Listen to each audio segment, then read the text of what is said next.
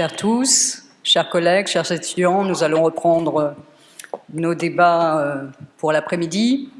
Je suis évidemment honorée, comme beaucoup, de participer à cet événement en l'honneur de Robert Badinter et de présider cette table ronde.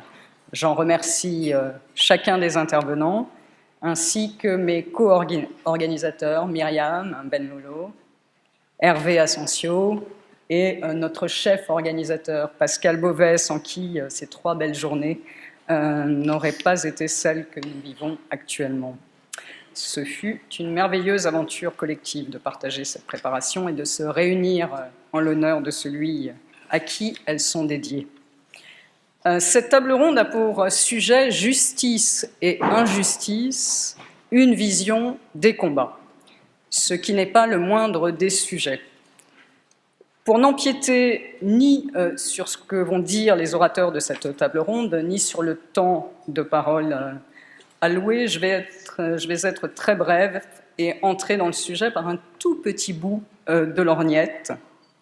Cela peut être étonnant, car on l'a vu, il y a tant de grands livres à commenter et chacun a en tête également les grands gestes de justice que Robert Badinter a pu imposer, notamment lorsqu'il a été ministre de la Justice. Il aurait donc suffi de rappeler quelques-uns d'entre eux.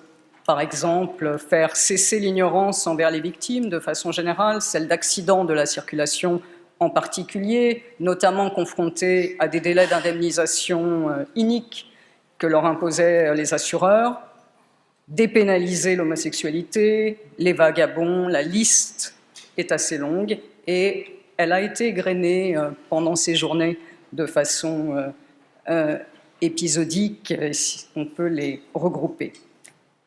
Chacun aussi peut supputer pourquoi il a été tellement attaché au sort des faibles, des exclus, des honnis, et le lien tracé pendant cette table ronde avec l'antisémitisme est tout sauf un hasard. Cela sera dit et approfondi, je le sais. Mais la petite porte que je vous propose d'emprunter, parce que la règle veut que l'on fasse aujourd'hui vivre son œuvre et ses écrits, tient en un petit article du Monde de 1973 qui s'intitule « La propriété et le vol ». Je souligne que j'emprunte cette voie avec l'autorisation et la complicité de Danny Cohen, que je remercie vivement pour cela, puisqu'il lui revenait normalement de concentrer l'analyse des articles de journaux. Mais il m'a abandonné celui-là. Alors pourquoi cet article ? Parce qu'il compose, à mon sens, un très beau témoignage de son positionnement à l'égard de la justice et de sa posture inébranlable de combat, sans oublier qu'il porte aussi la marque de ses qualités de styliste. L'article traite de l'affaire LIP, soit du fait que les salariés de l'entreprise LIP, pour les plus jeunes, une entreprise de montres, avaient vendu pour assurer le paiement de leur salaire les stocks de montres. Ceux-ci risquaient alors 10 ans de prison pour vol et la cour d'assises, les salariés étant plus lourdement sanctionnés que les citoyens ordinaires, qui eux risquaient 5 ans et le tribunal correctionnel, d'où la dialectique de la propriété et du vol portée en exergue de l'article. Or, en premier lieu, Robert Badinter critique cette loi tout en restant dans le cadre de la légalité. C'est le premier témoignage de son positionnement. On l'a vu à plusieurs reprises dans la journée, ça a été mentionné ce matin, un positionnement institutionnel de croyance en la loi, en son changement, en la légalité. On reste et on se bat dans les institutions de la République. Je le cite pour que vous puissiez constater aussi la beauté de la langue. Cette disposition, donc celle qui condamne ou qui pousse à condamner plus fortement les salariés, demeure une survivance des temps où les jurys des cours d'assises, composés de jurés propriétaires, condamnés aux travaux forcés, la servante qui avait pris le châle de sa maîtresse ou l'apprenti 3 litres d'or dans la caisse. Peut-être le syndic de LIP croit-il encore en ces circonstances à la vertu des textes morts, ou bien estime-t-il qu'il est de son devoir, en présence de cette situation, de faire appel à des lois impuissantes, comme le contrôleur d'un train emballé qui persisterait à tirer la sonnette d'alarme. Le second témoignage de son positionnement, dont je dois dire qu'il m'accompagne actuellement tous les jours en cette période si difficile pour l'état de droit, le combat pour les droits et l'engagement juridique, et que je dédie pour cette raison, et je suis ravie de les voir là, à tous les jeunes qui se trouvent dans cette salle, afin qu'ils ne se laissent pas gagner par le découragement. Ce positionnement tient en ceci. Il faut combattre, même pour le temps long, même quand les conditions du changement ne paraissent pas évidentes à l'abord, voire s'éloignent considérablement. Hervé Asensio l'a mentionné ce matin, cette préoccupation et cette vision du temps long et le fait de ne jamais se laisser enfermer dans les conditions présentes. Je cite un autre passage de l'article qui témoigne de cette idée. Pendant des décennies, on a jugé et condamné ceux qui se sont unis pour défendre des droits que la société ne voulait pas leur reconnaître. Droit à un salaire décent, droit à des conditions de travail humaines, droit, en un mot, à une vie d'homme et non pas de bête de somme. Mais un jour, les lois que l'on appliquait sont tombées en poussière ou en désuétude. Ces droits enfin reconnus ont pris dans nos lois la place qu'occupaient les textes qui les interdisaient. Un jour donc, après bien des luttes, le combat est gagné. Ici, le temps du combat est tout à fait elliptique dans cet article, mais on le célèbre suffisamment pour savoir ce qu'il en a été dans la vie de Robert Badinter. Cette combativité dont sa vie témoigne donc est d'autant plus remarquable que Robert Badinter pouvait apparaître, pour qui a eu la chance de l'entendre, sans aucune illusion sur la nature humaine, sur les haines plus ou moins endormies qui taraudent la société française, sur la violence, et que cette lucidité peut ordinairement et facilement attirer celui ou celle qui en est doté du côté du découragement et du côté de l'inaction. Et c'est la leçon qu'il nous lègue, à mon sens, celle de ne pas se laisser gagner par cette pente, celle du désespoir, de la tétanie, même si celle de l'action et du combat pour la justice apparaît beaucoup plus raide et plus ardue à certaines périodes. C'est ce dont nous allons parler dans cette table ronde, de périodes noires, de périodes de combat par la suite pour les droits. Et en premier intervenant pour exposer ces points, je cède la parole tout de suite à François Saint-Pierre, avocat au barreau de Paris, pour une analyse ou un commentaire du livre « Un antisémitisme ordinaire, Vichy et les avocats juifs ».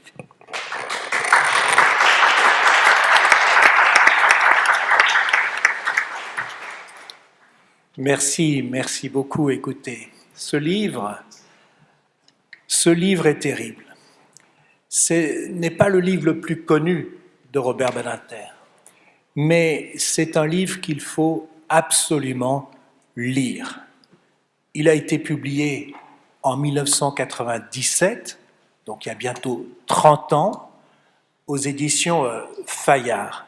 J'ai ici l'exemplaire que j'avais à l'époque acheté et que j'ai relu très récemment pour penser et préparer cette journée.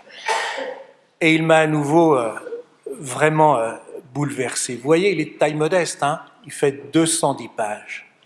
Il est écrit avec un style limpide, comme toujours, mais très calme, je dirais presque serein, si ce qu'il raconte n'était pas tant tragique. Parce que voilà ce dont nous parlons. Il nous faut remonter le temps jusqu'en 1940.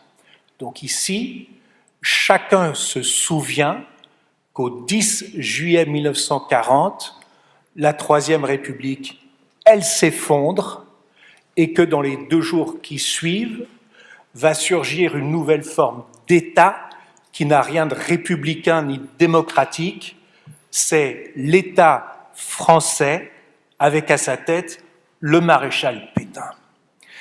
Et dès les semaines qui vont suivre, tout de suite, comme si tout cela était concerté, préparé, médité, eh bien, cet État français va déclencher une politique criminelle, xénophobe et antisémite.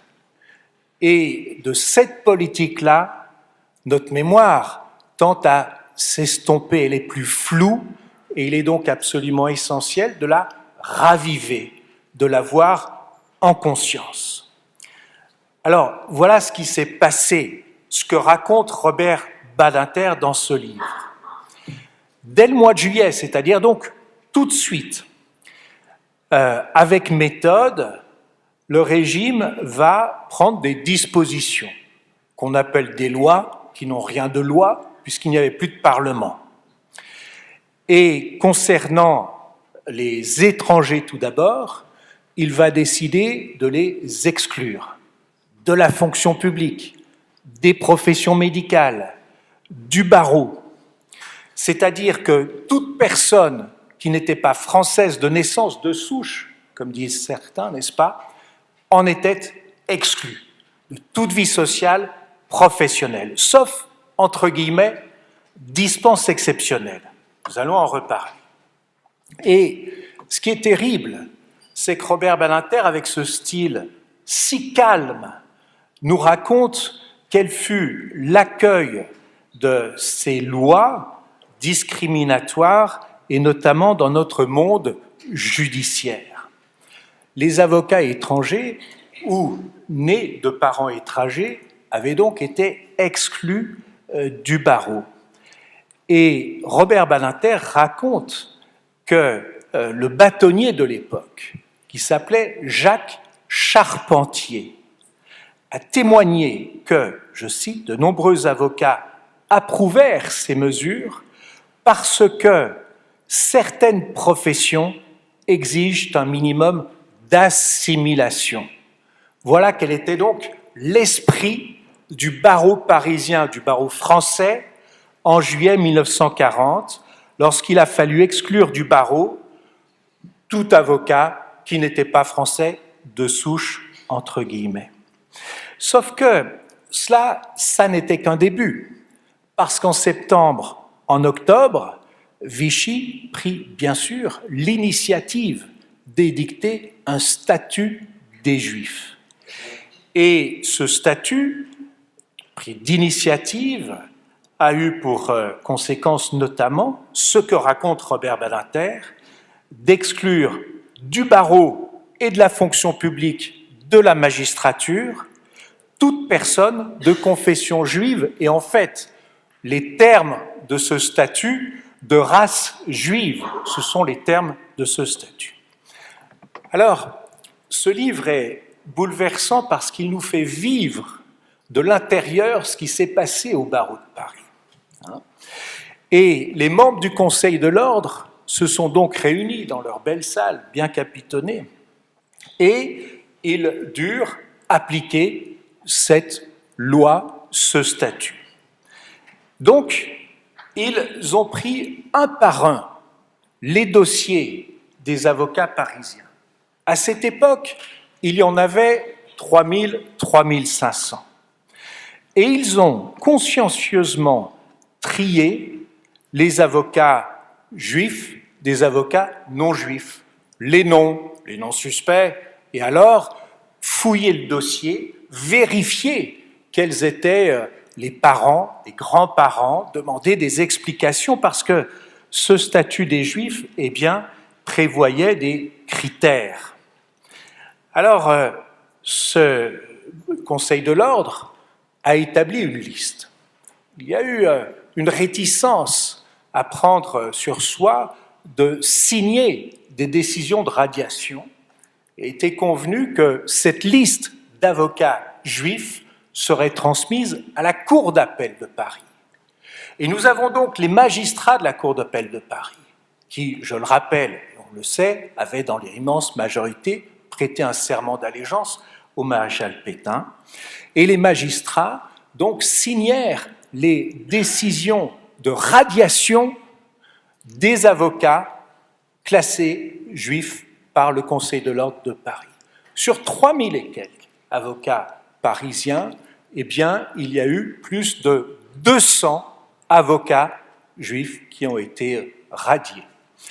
Barreau de Lyon, il y avait 350 avocats, une dizaine ont été radiés. Marseille, à peu près la même chose. Donc, nous sommes dans une situation qui est absolument atroce, notamment parce que tout cela a été fait en suivant la banalité du rituel judiciaire. Et voyez cela.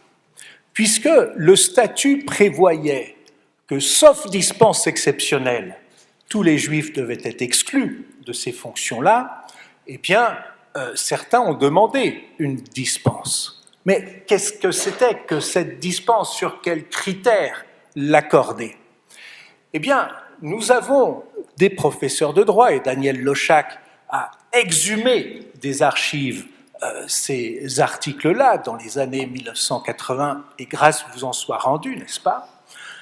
Nous avons des professeurs de droit, des avocats, qui ont écrit des articles pour disserter sur ce que disait ce statut des Juifs. Nous avons des avocats qui, au nom de certains confrères, ont présenté des demandes de dispense de peine en discutant des termes mêmes du statut.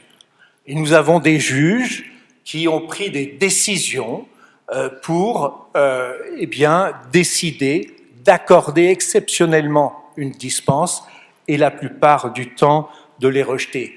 Ce que raconte Robert Badinter, c'est que tous ces professeurs de droit, ces avocats, ces magistrats se sont mis à faire ce qu'ils ont appelé, entre guillemets, du droit antisémite, comme jusqu'à présent, ils avaient fait du droit civil, du droit commercial, du droit de la construction, et tout cela, c'est mon jugement de valeur, dans un effondrement moral abyssal. Voilà. Donc nous étions à l'automne 1940. Et par la suite, eh bien, plusieurs de ces avocats, radiés parce que juifs, ont été arrêtés. Ils ont été internés, notamment à Drancy, en août 1941. Et ça aura été notamment, par exemple, le cas de Pierre Masse, dont vous allez nous parler tout à l'heure. Pierre Masse, bâtonnier, qui a été radié de cette façon-là, eh bien, sera déporté en Allemagne, où il mourra assassiné. Et voyez-vous, Jacques Charpentier, ce bâtonnier, Robert Badinter le raconte, ce bâtonnier était allé voir ses confrères à Drancy, et notamment Pierre Masse, et il n'avait rien pu faire.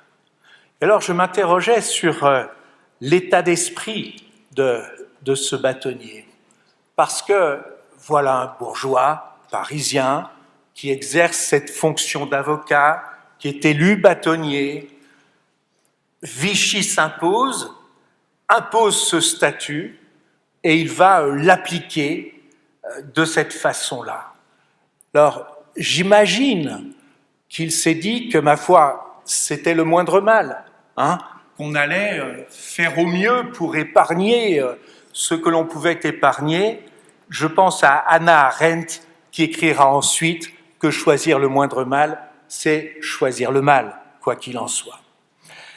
Vous savez, il y a à la Cour d'appel de Paris, sur l'île de la Cité, le vieux palais de justice de Paris, des galeries. Si vous y rentrez par les escaliers, vous prenez la galerie de gauche, tout au bout, sur le mur de droite, il y a une plaque de bronze. Et sur cette plaque de bronze commémorative, il y a un visage et il y a un nom, et ce nom, c'est celui du bâtonnier Jacques Charpentier. Et alors je dois vous dire bien franchement que chaque fois que je passe devant, je ressens de la gêne, je veux dire de la honte. Je ne comprends pas la présence de cette plaque commémorative qui est faite pour honorer une mémoire d'un bâtonnier qui, même s'il a voulu épargner certains de ses confrères à appliquer ce statut des Juifs de cette façon-là. Et je le comprends d'autant moins que cette plaque a été posée, de ce que je sais, dans les années 1980, et je voudrais y voir plus clair pour cela. Mais vous voyez, j'ai de la honte parce que je me dis, mais ces avocats qui ont été radiés parce que juifs, mais qu'est-ce qu'ils pourraient en dire? Qu'est-ce qu'ils pourraient considérer de cet honneur fait à celui qui, quoi qu'il en soit, quels qu'aient été ses motifs, les a trahis? Voilà. Robert Badinter, lui, il n'en dit rien de cela dans son livre.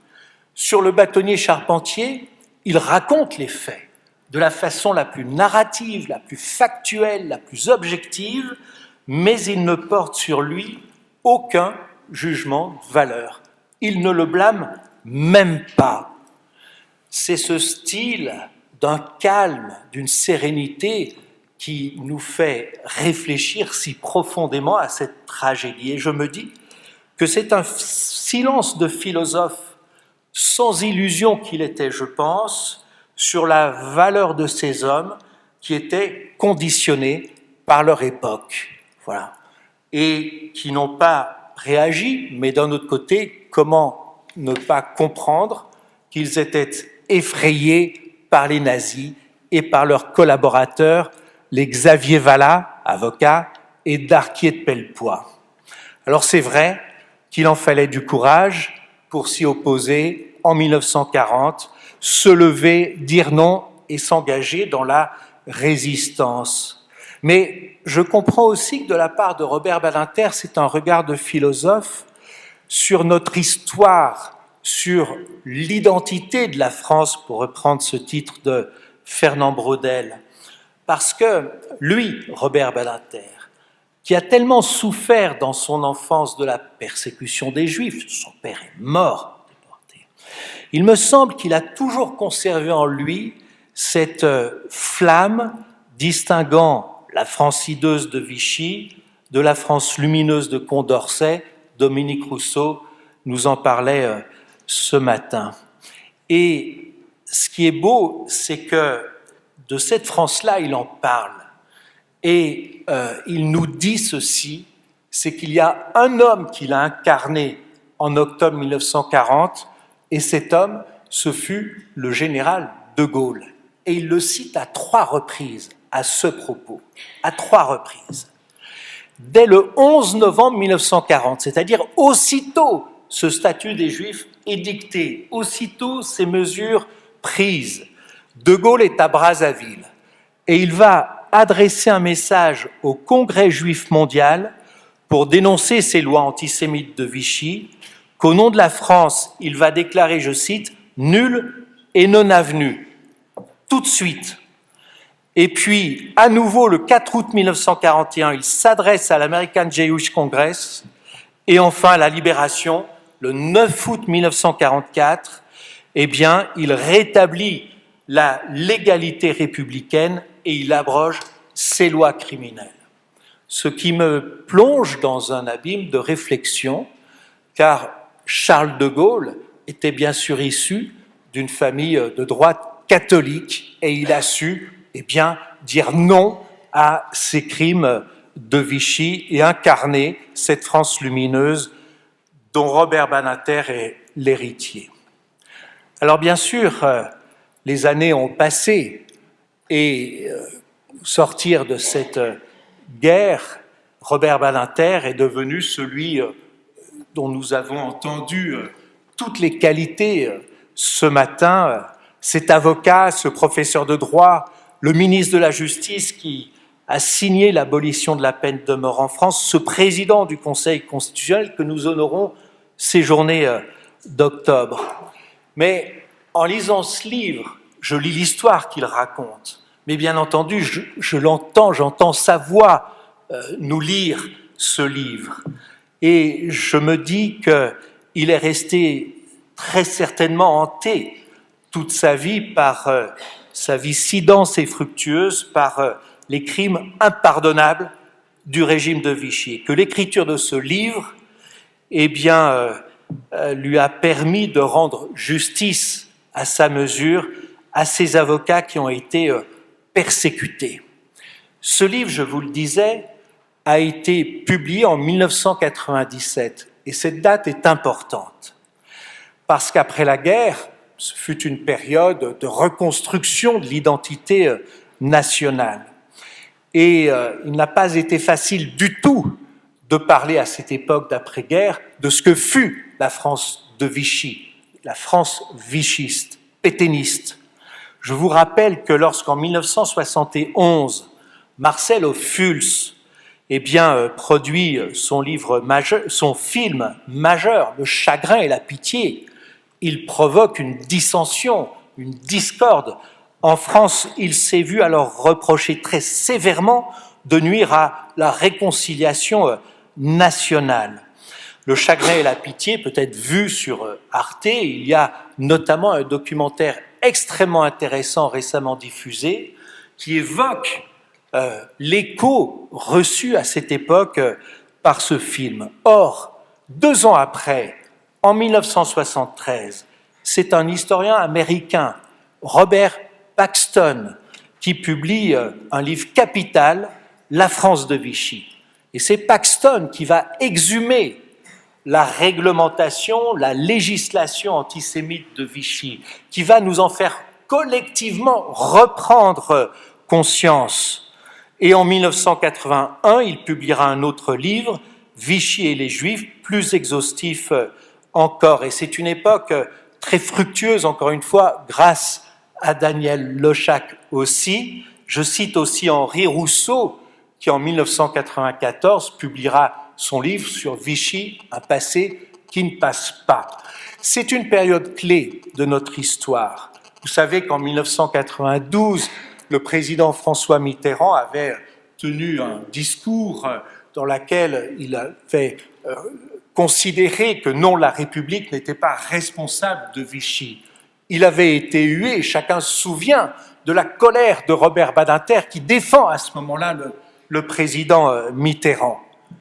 3 ans plus tard, en 1995, c'est le président Jacques Chirac qui a assumé de prendre la parole pour dire, lors d'un discours mémorable pour la commémoration de la rafle du Veldiv de juillet 1942, que la France, la République française, elle était bien responsable et comptable du régime de Vichy et de ses crimes. Et Robert Badinter, à cette époque, avait dit, me semble-t-il, que tout de même, c'était la République la première victime de Vichy. Bref, il y a eu une évolution considérable de sa pensée sur la manière dont nous devions évoquer ce passé, et c'est alors qu'il a publié ce livre dont je vous parle, Un antisémitisme ordinaire, Vichy et les avocats juifs. Et c'est un livre de transmission de la mémoire qui est absolument essentiel. Parce que c'est une question de philosophie de l'histoire qui se pose à nous tous, aux différentes générations que nous représentons dans cette salle. Clémenceau disait de la Révolution qu'elle est un bloc, que 1789 forme un bloc avec 1793. Eh bien, je pense, oui, que notre histoire, elle est indivisible, elle est un bloc, que Vichy en fait partie indissociablement. Et je voudrais prendre conscience de cette réalité-là. Tous ces professeurs de droit, ces avocats et ces magistrats dont je parlais et qui se sont soumis à ces lois abjectes, alors les uns par lâcheté, les autres sans remords et certains avec jubilation, je le crains, mais ils appartenaient tous à ce monde d'autrefois, à cette société si policée, si cultivée, si aisée, en un mot, si française. Voilà. Et donc, je m'interroge sur notre présent maintenant. Et pour conclure, si demain, Pour parler clair, mais nous l'avons déjà évoqué aujourd'hui, cela sera à nouveau évoqué tout à l'heure, j'en suis sûr. Si demain, un gouvernement autoritaire, que nous pourrions qualifier de néo-vichiste, s'installait ici en France, même à l'issue d'élections régulières, et se décidait à relancer de telles politiques criminelles, même sous d'autres formes, mais aujourd'hui, avec tous ces moyens de surveillance de masse de la population et de répression, qu'adviendrait-il? Voilà la question. Je pense que cela dépendrait essentiellement de notre attitude à nous toutes et tous, les citoyens, les professeurs de droit, les avocats, les magistrats, les fonctionnaires, les policiers aussi. Saurons-nous refuser de nous y soumettre cette fois-ci? J'ajoute un mot final. Un ministre indigne, à mes yeux, s'est exclamé il y a peu, je cite, que l'état de droit, ça n'est pas intangible ni sacré. Eh bien, moi, je lui réponds à ce monsieur que si nous pouvons discuter de ce qu'est un état de droit, de ses qualités et de ses défauts, nous savons désormais ce que n'est pas un état de droit, le régime de Vichy. Eh bien, voilà la raison pour laquelle il nous faut lire et relire ce livre majeur de Robert Badinter.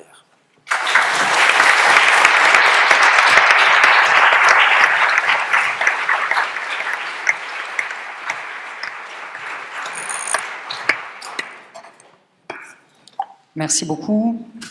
Comme c'est tout à fait lié, ça a été évoqué, je passe tout de suite la parole sans rupture à Judith Lioncan, directrice d'études à l'EHESS, pour effectivement préciser le cas Pierre Masse qui a été déjà cité. Merci Madame la Présidente et merci à Pascal Beauvais d'avoir insisté pour introduire une autre historienne dans ce concert de juristes. Dans l'histoire dont il vient d'être question, Robert Badinter s'est arrêté longuement et à plusieurs reprises sur la trajectoire de Pierre Masse. Masse apparaît dès le seuil de Vichy et les avocats juifs, quand Badinter évoque l'antisémitisme qui sévissait au palais avant la guerre. Le fil rouge du destin de l'avocat assassiné à Auschwitz traverse le livre jusqu'à son épilogue. En 2009, l'Ordre des avocats de Paris organisa une cérémonie d'hommage à la mémoire de Pierre Masse. Badinter y prononça une longue et poignante allocution qui fut publiée quelques mois plus tard dans Le Débat sous le titre « Mort d'un Israélite français, hommage à Maître Pierre Masse ». Alors pourquoi Pierre Masse parmi tous les avocats dont le sort est évoqué dans un antisémitisme ordinaire? Sans doute d'abord parce qu'il était l'un des plus éminents. Une carrière professionnelle brillante, doublée d'une longue carrière politique, enracinée dans un territoire, le canton de Lunas, dans l'Hérault. Fils et petit-fils d'avocats, plus jeune avocat de France en 1899, à 20 ans, premier secrétaire de la conférence du stage, puis avocat reconnu, fortuné, recherché par les artistes et les gens de cinéma, déjà. Pierre Masse avait été conseiller général de l'Hérault en 1907, député en 1914, sous-secrétaire d'État à la justice militaire en 1917 et plus tard sénateur radical de l'Hérault en 1939. C'était aussi un ancien combattant de la Première Guerre, blessé, plusieurs fois cité, officier de la Légion d'honneur.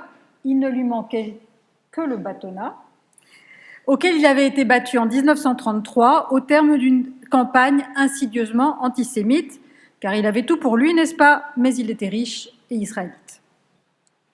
En 1939,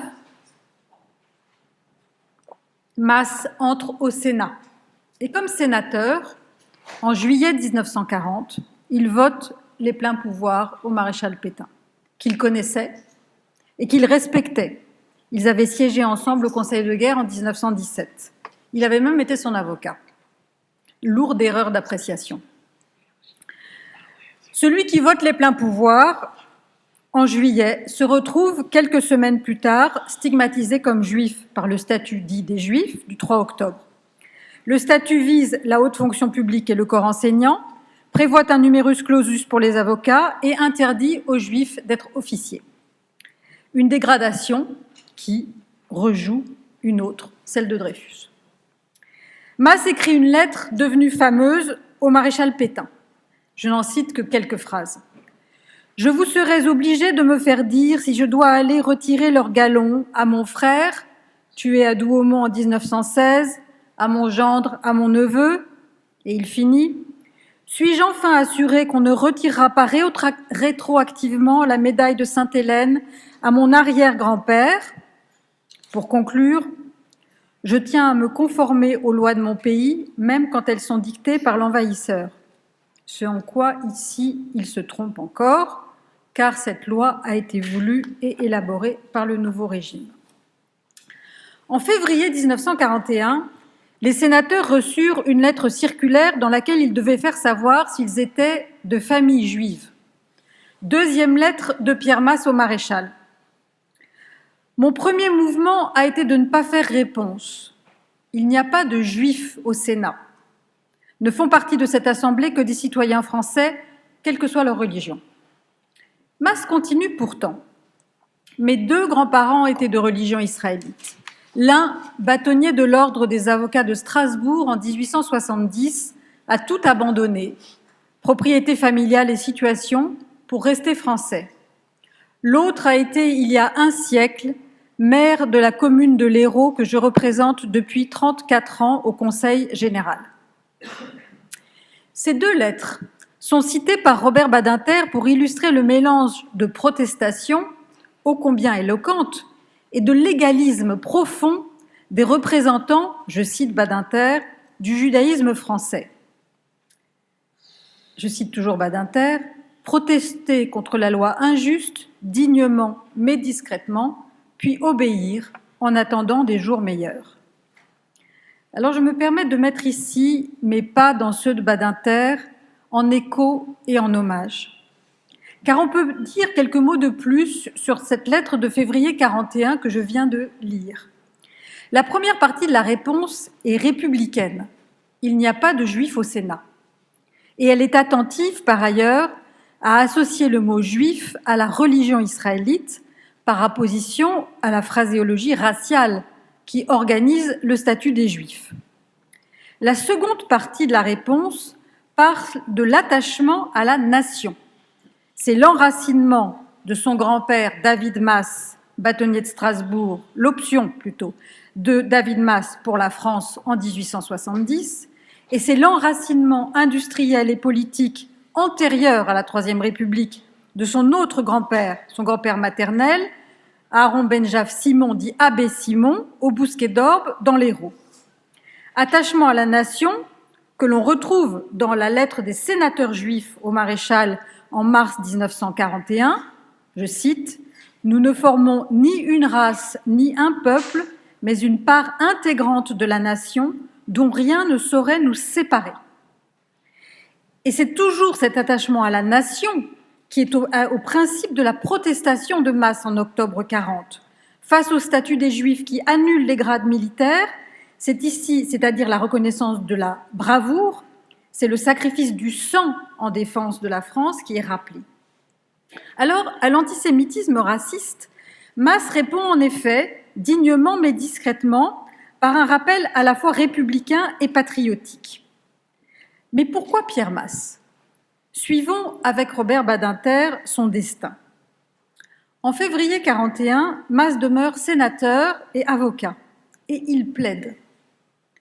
Il représente le dramaturge Henri Bernstein, exilé aux États-Unis, qui poursuit en diffamation un journaliste du journal qui poursuit en diffamation un journaliste du journal collaborationniste Je suis partout, qui avait accusé Bernstein de souiller la famille française dans ses pièces de théâtre.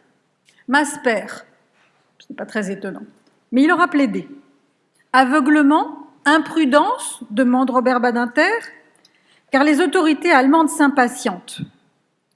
Le 21 août 41, Pierre Masse est arrêté avec 41 autres avocats, dont son neveu, l'avocat au Conseil François Lioncan, et plus de 4000 hommes, juifs, français et étrangers, en représailles, je cite, à l'agitation communiste. C'est la rafle qui conduit à l'ouverture du camp de Drancy. Le 12 septembre, Paris Soir, journal contrôlé par les Allemands, publie sa une ignoble, je cite, « Je les ai vus, ces juifs millionnaires, ex-célébrités du barreau parisien, internés dans un camp proche de notre capitale, avec 8 visages en une, dont celui de Pierre Masse. Quelques jours auparavant, l'exposition Le Juif et la France s'était ouverte au Palais Berlitz. On y voit sur une grande affiche le visage d'Henri Torres, dont il a déjà été question, en gros plan, et juste derrière lui, celui de Pierre Masse. Torres, qui, vous le savez, fut de 51 à 56 le premier patron, le maître du jeune avocat Robert Badinter. À l'hiver 41-42, on retrouve Pierre Masse, toujours avec cette même assurance tranquille, un mot du bâtonnier Charpentier, en leader des avocats internés. Cette évocation ouvre dans le livre de Badinter la séquence sur Drancy. Mais la suite se lit non dans le livre, mais dans le texte d'hommage de 2009. J'accélère un peu.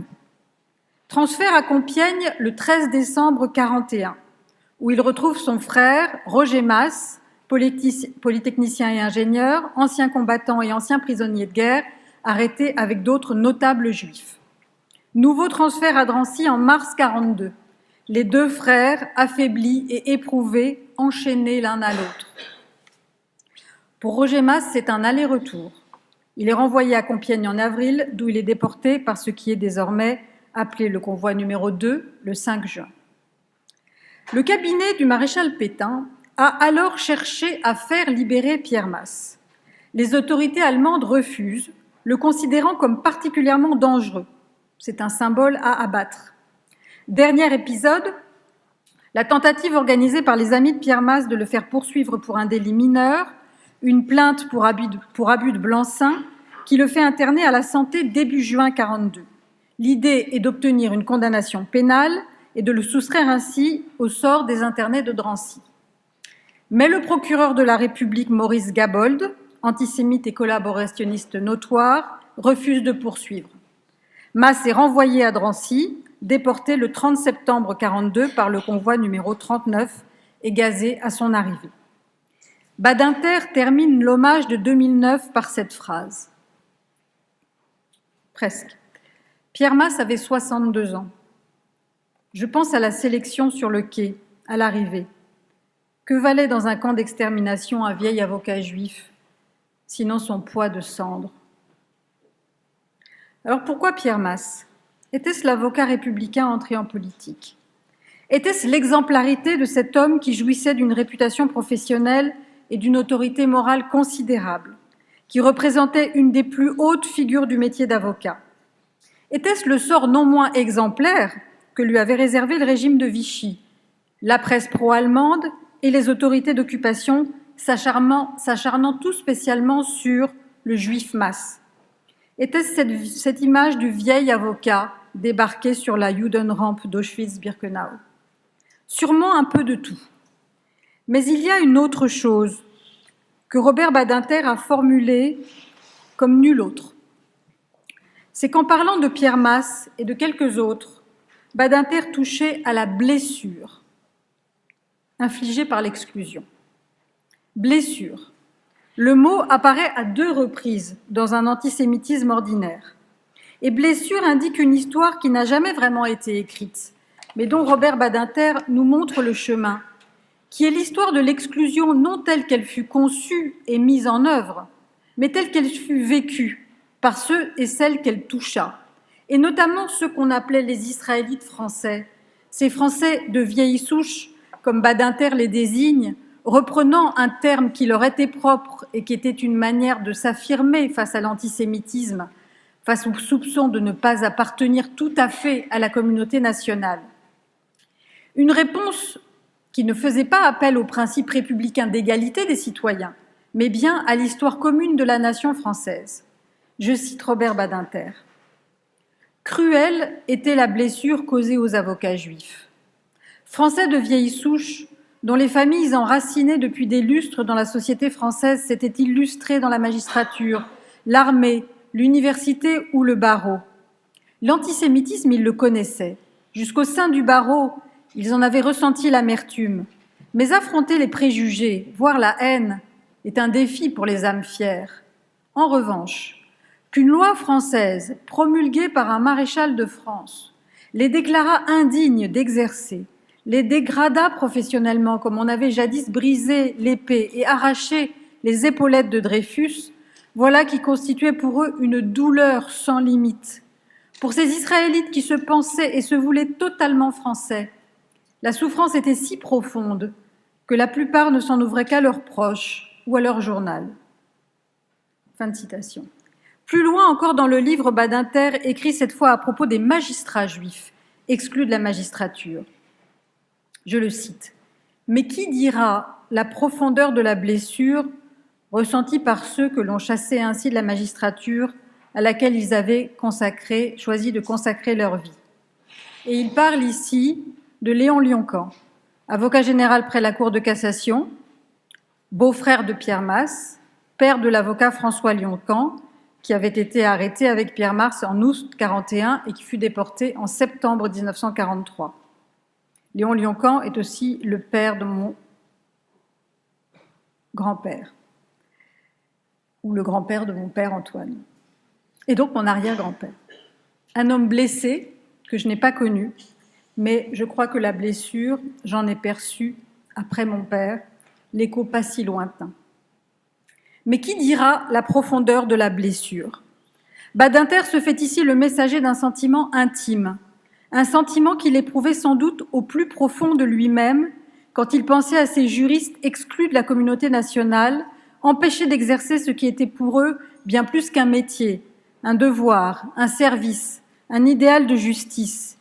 Il l'éprouvait d'autant plus justement, lui qui était si ardemment, si pleinement républicain, qu'il n'était pas des leurs, de ceux qui, dans la grammaire de l'appartenance nationale de la France du milieu du XXe siècle, pouvaient se dire de vieilles familles françaises, dont le monde se désintégra en quelques mois, à partir de l'automne 40.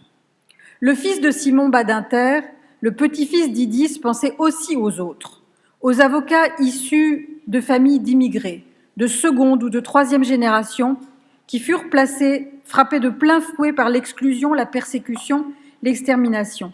Et de là où il était, petit-fils d'Idis, avocat recherché et reconnu lui aussi, aimé des artistes et des gens de cinéma lui aussi, ancien garde des Sceaux, sénateur de la République française, il pouvait regarder Pierre Masse marchant parmi ses compagnons de mort vers la chambre à gaz, je cite Badinter, incarnant l'humanité martyrisée face à ses bourreaux. Je termine. Pierre Masse, dans sa cellule de la santé, en juin et juillet 42, mit de l'ordre dans ses affaires. Le 6 juin, il commença à écrire ses mémoires pour ne pas, dit-il, se laisser aller et fixer une tâche à son inactivité. Quelle conscience avait-il de la situation ? Il ignorait alors qu'il avait été soustrait de Drancy par un complot amical et se croyait interné politique à la requête des Allemands. Il ignorait aussi que son frère Roger cheminait ce jour même du 6 juin 1942 dans un wagon plombé vers Auschwitz. Savait-il à quel point le temps lui était compté ? Il se mit à écrire ses mémoires pour les petits-enfants qu'il aurait peut-être un jour, mais qui viendraient trop tard pour bien se faire connaître d'eux. Il ne pensait pas à la mort ou ne voulait pas y penser.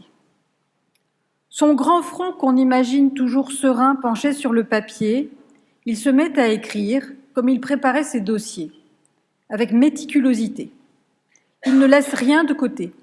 Il raconte son enfance, sa famille, ses études secondaires à Besançon, ses études de droit à Montpellier, son service militaire, la conquête méthodique, non de Plassans, mais du canton de Lunas, dont il est élu conseiller général, son entrée au cabinet d'Émile Strauss en 1905. Il prend son temps. Il n'oublie aucun de ceux qu'il a connus, il rend hommage à une très grande génération d'avocats.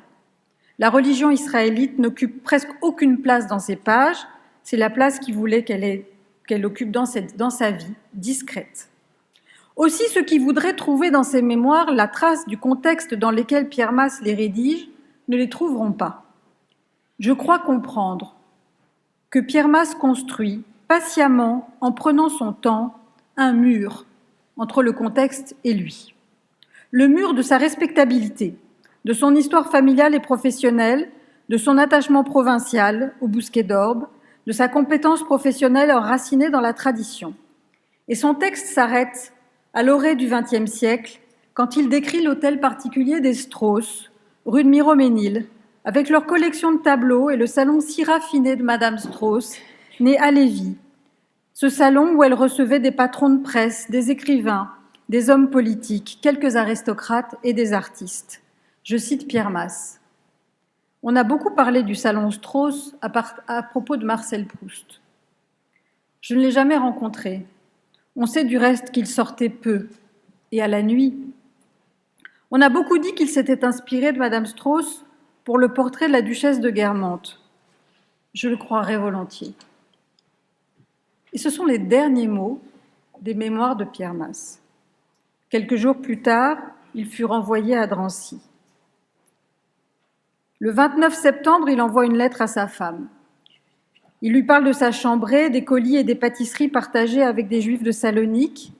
Il organise sa vie de détenu, prévoit la suite, dans une écriture à l'encre noire et régulière. En bas de la deuxième page, au crayon, en gros caractères, ces mots écrits à la hâte, « Je pars en déportation ».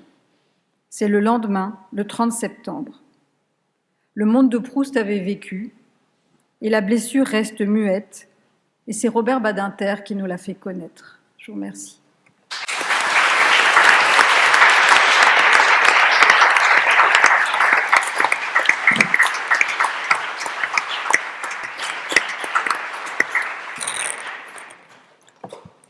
C'est évidemment très très difficile d'enchaîner, mais je pense que nous n'allons pas complètement nous départir de ce sujet. Je passe la parole à Danny Cohen, écrit sur la justice dans la presse, qui est professeur de droit honorable. Merci. Le sujet qui m'a été donné, puisqu'il faut partir des écrits de Robert Badinter, je l'ai choisi. En le choisissant, j'ai commis une lourde erreur. Parce que je me suis dit qu'on ne s'était pas intéressé à tout ce qu'il a fait dans la presse et dans les médias de manière générale. Et donc je me suis dit, mais je vais faire ça, je connaissais certains des articles. Lourde erreur. Parce qu'en plus d'un demi-siècle, il en a écrit 91 dans Le Monde et 300 dans Le Nouvel Observateur. Donc j'ai eu un moment d'abattement. Certains de ces articles ont été écrits avec Jean-Denis Bredin, également professeur, qui a été son complice. Ce qui est intéressant d'ailleurs sur l'ouverture de la presse à l'époque aux intellectuels, c'est que certains de ces articles commençaient en première page du Monde, ce qui est quelque chose qui n'existe plus aujourd'hui. Et évidemment, ils ont commencé tôt. Les premiers de ces articles remontent à une époque où j'étais en culotte courte. Il a aussi fait beaucoup d'interventions audiovisuelles, et je passerai tout à l'heure un extrait de 3 minutes d'une interview qu'il a donnée à France Inter. Ces articles, je vais les aborder, mais je tiens quand même à dire que moi, je l'ai connu, non pas comme professeur, je n'ai jamais été son étudiant, mais comme collaborateur à son cabinet d'avocat, et j'ai travaillé 4 ans avec lui, j'ai eu la chance qu'il me conserve son amitié. Avant même de parler de ces articles, il faut quand même dire que dans la vie de travail, dans la vie qui était quand même on était très proche par la façon de travailler des avocats, par le type des affaires, il ne parlait jamais de sa judéité. C'est un sujet qu'il n'abordait absolument pas. Donc ça n'était pas du tout présent dans les relations qu'on avait avec lui. Ça apparaissait indirectement, mais pas par lui, comme je le dirai tout à l'heure. Ces articles sont très politiques. Ils sont sobres, ils sont rigoureux, et il n'a pas sa langue dans sa poche. Je ne peux pas les citer tous, il y en a beaucoup trop.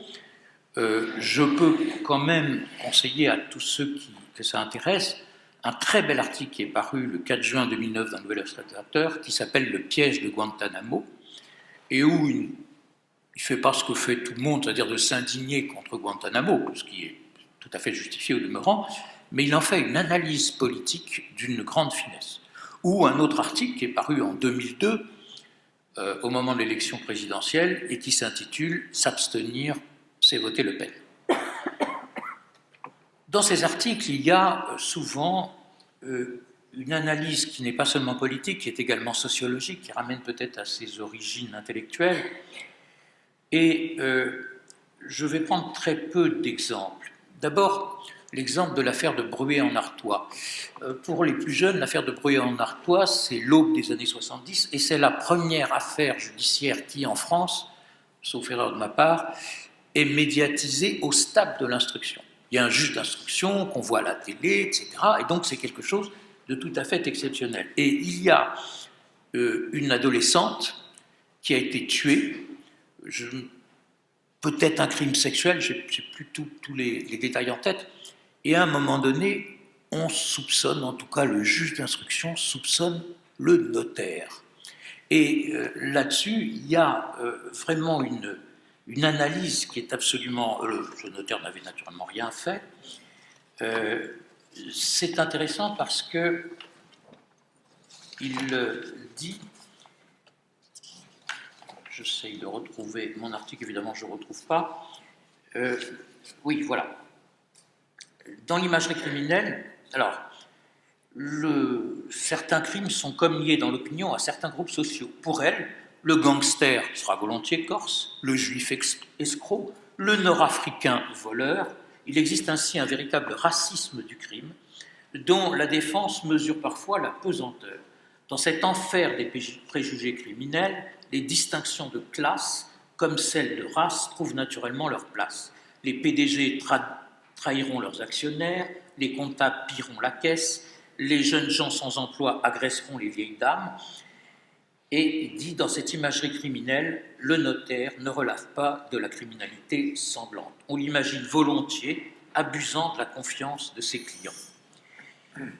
Et effectivement, là se situe pour moi quelque chose qu'il a dessiné en filigrane et qui est un début d'évolution, les premiers peut-être linéaments d'un populisme implicite, où le vice, l'horreur cachée est associée aux classes dominantes.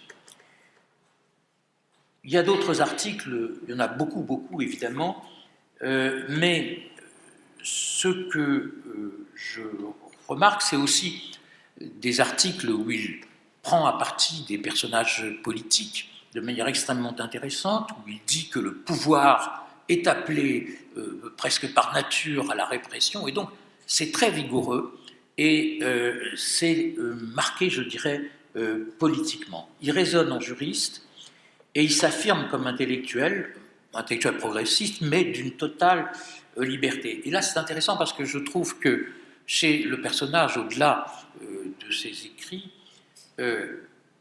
sa qualité d'universitaire et celle d'avocat sont en quelque sorte siamoises. C'est extrêmement difficile, me semble-t-il, de les séparer.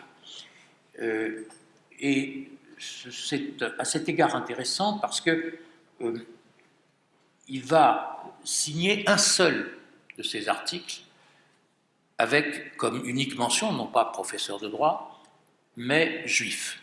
Et je me souviens très bien de cet article, parce que j'étais au cabinet à cette époque-là. C'est un article qui est motivé par le fait que il y a beaucoup de crimes qui sont pas punis. Aucun criminel contre l'humanité français n'a été jugé. Il faut rappeler que quelques années plus tard, le juge d'instruction dans l'affaire Touvier, quand même grand criminel, ordra une ordonnance de refus d'informer. La chambre de l'instruction rendra une ordonnance de refus d'informer. Et il faudra que la chambre criminelle de la Cour de cassation casse pour qu'on revienne à une situation normale.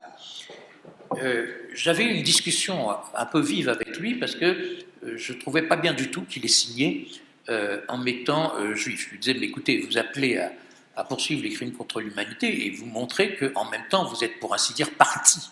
Donc vous ne pouvez pas avoir une approche d'intellectuel objectif. Et j'ai plus le souvenir des détails de la discussion, mais il avait fortement résisté en me disant que de toute façon sa qualité de juif était notoire. Je répète qu'elle n'apparaissait jamais dans la vie et qu'il préférait assumer sa partialité pour remonter ensuite au grand principe. Ce que je trouvais intéressant, et quand on regarde dans toutes ces discussions qu'on a, on parle quand même de la justice d'une manière générale. Pour moi, les juifs ou les tziganes ou les homosexuels ne sont pas intéressants en tant que juifs ou autres. Ils sont intéressants uniquement en tant que personnes discriminées.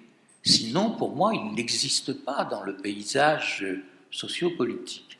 Et je pense que c'était aussi son point de vue, les rares fois où j'ai parlé de ça avec lui,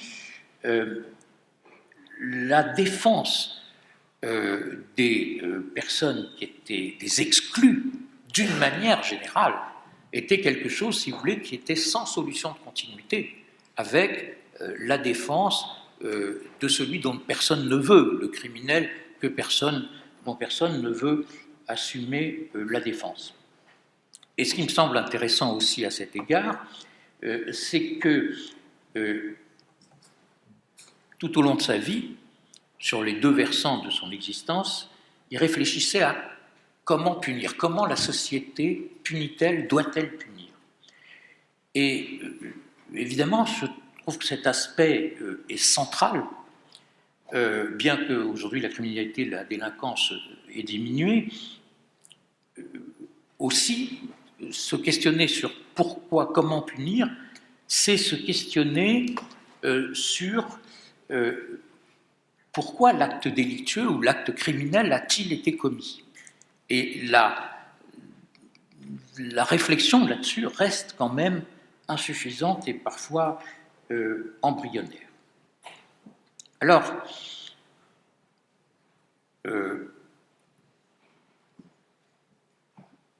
ce qui frappe aussi, je trouve, c'est l'écart considérable entre cette réflexion rigoureuse, très sèche, et ce que j'appellerais l'imbécilité politique ambiante. Quand vous avez, quand Mme Taubira s'était, à mon avis à juste titre, interrogée après des attentats sur qu'est-ce qui peut pousser un jeune homme à préférer se donner la mort que d'essayer de vivre, un homme politique, que je ne citerai pas, de premier plan, avait dit que chercher à comprendre, c'était déjà commencer à excuser. Alors, je ne pouvais pas comprendre à l'époque comment on pourrait dire ça à jeun, ça ne m'a pas fait le même effet que de dire que pour combattre le cancer, il ne faut surtout pas chercher à comprendre comment il fonctionne.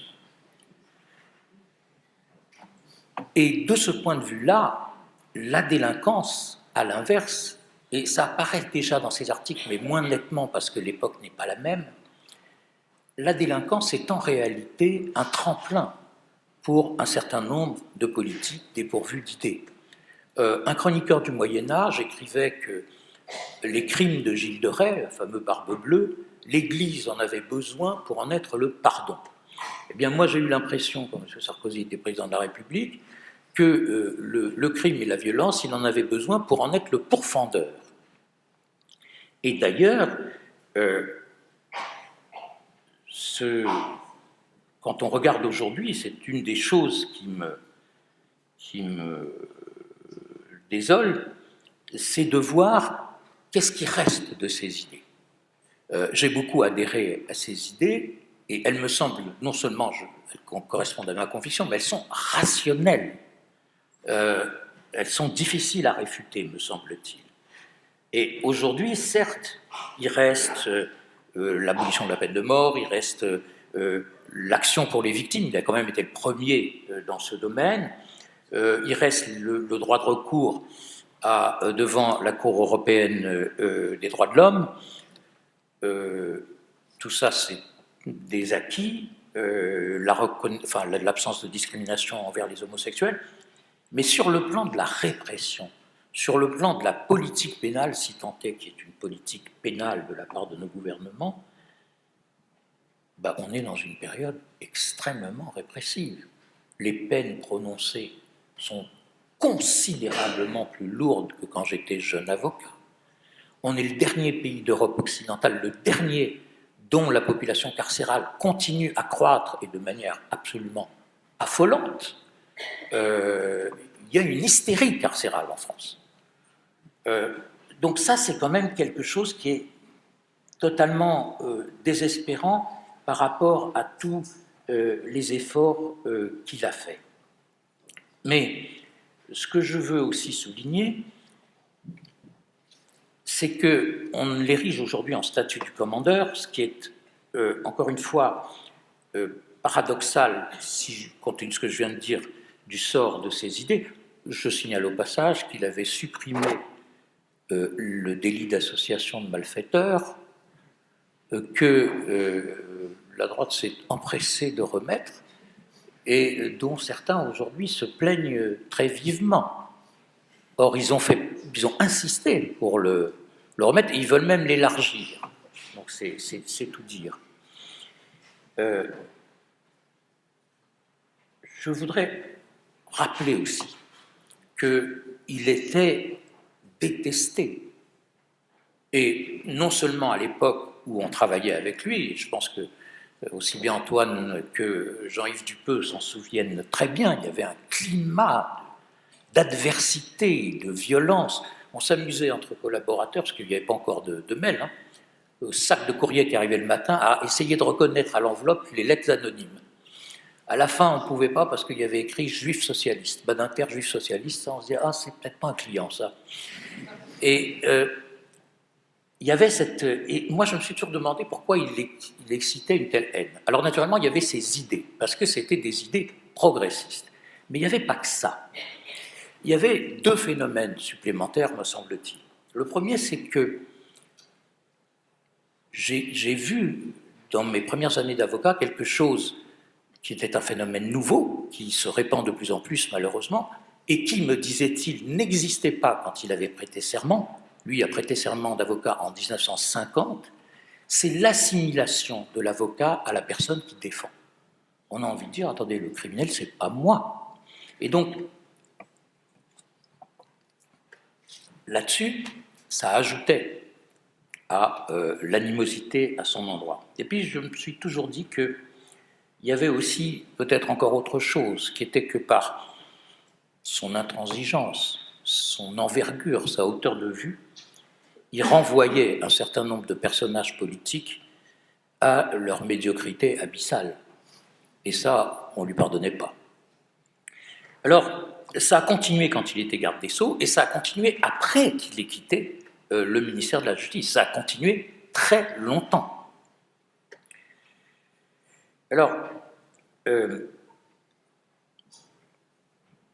n'ai pas assez parlé des articles, mais le temps passe, et puis je peux quand même donner un exemple. Je voudrais juste donner un exemple. En 1983, il y a une fusillade au cours de laquelle 2 policiers sont tués. Et vous avez eu une manifestation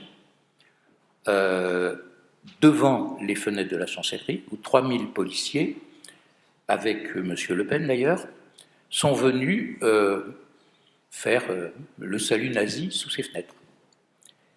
Ce qui est intéressant aussi, et ceux qui s'intéressent un peu à ces aspects d'histoire peuvent aller voir la réaction du président de la République de l'époque. C'est une allocution de 2 minutes qu'on trouve en ligne, et vous verrez que la réaction du pouvoir politique est autrement plus vigoureuse et claire que ce qu'on observe aujourd'hui. Et pour montrer quand même son universalisme, après je volerai encore 5 minutes pour parler de lui, parce que je l'ai connu, c'est quand même de lui que j'ai envie de parler, je voudrais montrer l'extrait, si on peut le passer, d'une interview qu'il a donnée dans la matinale de France Inter en 2011. C'est l'époque du début des révolutions arabes, et on l'interroge sur la façon dont c'est reçu ici en France. Et là, je trouve qu'on est dans l'universalisme que je lui reconnaissais. Ces révolutions arabes suscitent de ce côté-ci de la Méditerranée des peurs. Je ne vais pas vous citer à nouveau ce sondage abondamment commenté qui place Marine Le Pen en tête d'un premier tour virtuel à la prochaine présidentielle. Mais comment, selon vous, répond-on à ces peurs ? À ce propos, puisque je suis ici, je vais vous donner mon sentiment. Je vais vous le donner vous êtes là pour clairement, mais clairement. que Mme Le Pen figure en tête d'un sondage. S'il y avait d'autres participants, ce sondage, ce ne sera peut-être pas le cas.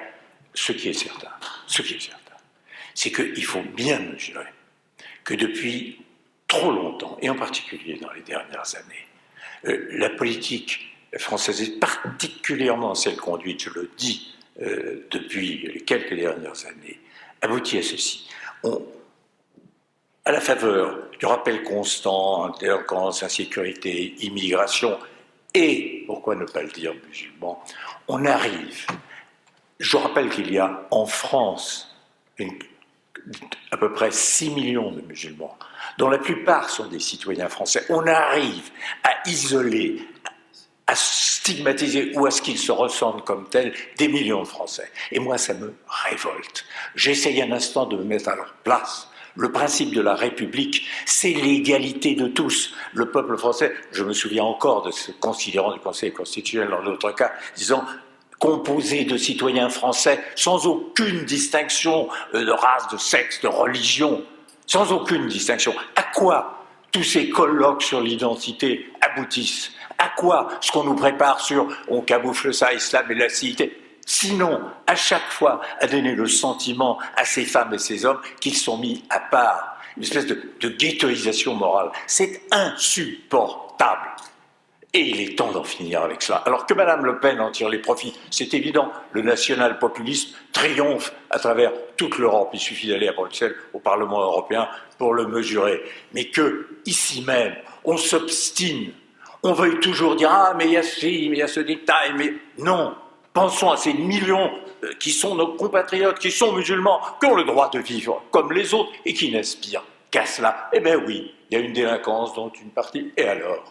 En quoi est-ce que ceci concerne ces millions de citoyens français? Je rappelle ce que nous sommes, une république laïque. Je rappelle ce que nous sommes, une république dans laquelle il ne doit y avoir aucune discrimination en fonction de la religion. Alors, assez, j'ai entendu à ma stupéfaction parler de citoyens français, de compatriotes d'origine musulmane. Vous imaginez ce que ça veut dire? Ça m'a ramené, moi, 60 ans en arrière, quand il y avait des Français ou des non-Français d'origine juive. Qu'est-ce que c'est que ça dans la République? Assez avec ça. Il faut finir avec cette agitation. Je dirais, le sondage, il a une double valeur. Il est un avertissement terrible pour la droite, je pense, au colloque que certains veulent organiser. Car tout ce qu'ils font dans ce domaine profitera, en définitive, à Mme Le Pen. Et il est un avertissement pour la gauche. Car, rappelons-nous, c'est la division de la gauche qui a entraîné la présence de Le Pen au second tour des élections présidentielles, ce qui a été, je peux vous le dire, allant si souvent au Parlement européen, considéré comme une honte pour la France. Ici, l'avertissement, il faut s'en souvenir, à la gauche, de mesurer que la division, la réalité, je ne parle pas seulement des socialistes, l'éclatement des candidatures, c'est autant d'avantages pour Mme Le Pen. Et on en connaît les fruits amers. Robert Badinter, invité de France Inter, ces révolutions arabes suscitent de... Je suis très surpris qu'on ne rediffuse jamais cet extrait dont je me souvenais quand même des années après, qui montre... C'est aussi intéressant pour autre chose. C'est que là, vous le voyez, c'est pas préparé. Le discours sur la peine de mort est évidemment très riche, très intéressant, mais il est préparé. Là, c'est une réaction spontanée et on le voit tel que nous, on l'a connu. Et c'était vraiment important de montrer sa façon de parler, sa façon de convaincre et l'espèce de vivacité avec laquelle il attrapait les gens. Alors, 3 choses pour terminer, je vais aller très vite, je sais qu'on est en retard. Je suis entré dans ce cabinet alors que je ne connaissais absolument pas les codes de la bourgeoisie, ce qui avait conduit d'ailleurs 2 cabinets précédents à me fermer leurs portes. Là, tout le monde s'en foutait. Si vous voulez, il y avait une atmosphère, c'était un personnage, j'allais dire austère, je devrais dire rugueux, mais en même temps, il était drôle. On s'amusait beaucoup avec lui. Il était d'une exigence absolument terrible en termes de travail, mais une fois qu'il vous faisait confiance, c'était parfait. Et il m'a appris aussi que les méthodes universitaires étaient les meilleures pour traiter les dossiers d'avocats. Donc ça aussi, j'ai trouvé que c'était particulièrement intéressant. Je pense que Jean-Yves va parler aussi d'autres aspects tout à l'heure. Alors, j'ajouterai d'une part que, une petite anecdote pour finir, quand il était garde des Sceaux, il visite la prison de Fleury-Mérogis. Il ne s'intéressait pas tellement à la bouffe, mais il y avait un dessert qui était, paraît-il, excellent. C'est lui qui m'a raconté ça. Et il fait venir le pâtissier pour le féliciter, et puis finalement, il le fait venir comme pâtissier du ministère de la Justice. Ça n'a pas augmenté sa popularité chez les gardiens de prison. Et ce qui est aussi assez extraordinaire, c'était... D'abord, il avait une présence physique qui était presque gênante, qui était très forte. Et ensuite, il avait une façon de plaider qui était quelque chose de tout à fait particulier. C'est-à-dire que chaque fois que j'ai vu des acteurs, je trouvais ça grandiloquent par rapport à ce qu'il était. En même temps, c'était une force, on avait l'impression, si vous voulez, qu'il attrapait les jurés comme ça, comme s'il leur mettait comme on dit, un coup de boule. Et ça paraissait un torrent, si vous voulez, lyrique. Et en fait, quand on regardait, c'était extrêmement construit. J'avais jamais vu un tel mélange. Et il me disait que la force d'un argument venait de sa solidité intrinsèque et de la violence avec laquelle il était asséné. En tout cas au pénal, et j'ai effectivement constaté ça moi-même certaines fois. Et je dirais que j'étais avec lui à la dernière affaire de peine de mort qu'il a plaidé à Toulouse en 1980. Deux choses. D'abord, j'ai cru qu'il allait avoir un arrêt cardiaque. Et après que l'accusé ait sauvé sa tête, le chef des gardes est venu nous dire qu'on ne pouvait pas sortir parce qu'il y avait une foule qui nous attendait à l'extérieur pour nous lyncher. On a donc dû sortir par une porte dérobée sous la protection des gendarmes.